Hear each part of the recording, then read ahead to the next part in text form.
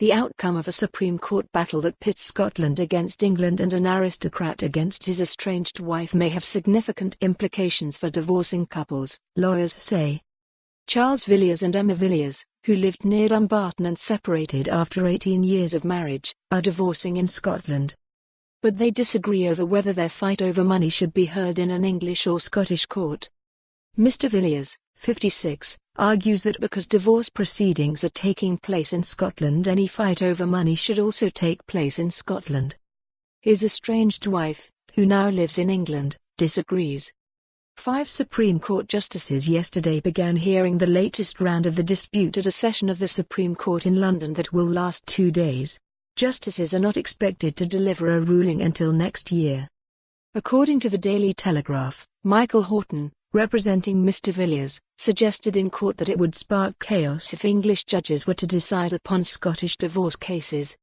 The lawyer also called for individual disputes to be dealt with by the courts of one country.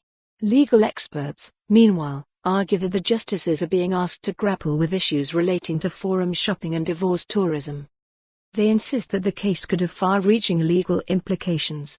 Mr. Villiers asked Supreme Court justices to consider the case after judges at the High Court and Court of Appeal in London had ruled against him. A judge based in the Family Division of the High Court in London had initially examined it. Mrs. Justice Parker, who began analysing both sides of the argument in 2015, said any fight over the division of assets should take place in England.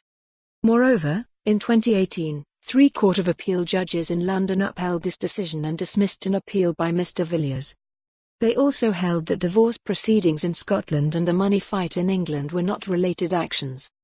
Mr. Villiers then asked Supreme Court justices to consider the case, and yesterday, it began hearing arguments from both sides.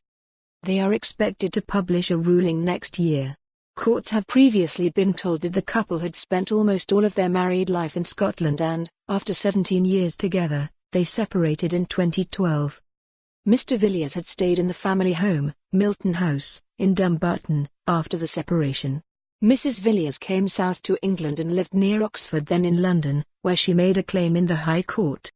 Lawyer Russell Bywater, representing Mr. Villiers for the law firm Dawson Cornwell, says the case pits the English and Scottish jurisdictions' different approaches to spousal maintenance against each other. In Scotland, the rule of thumb is that a former spouse receives alimony for 3 years post-divorce, whereas in England it could be until one. For more on this story, visit the news article link.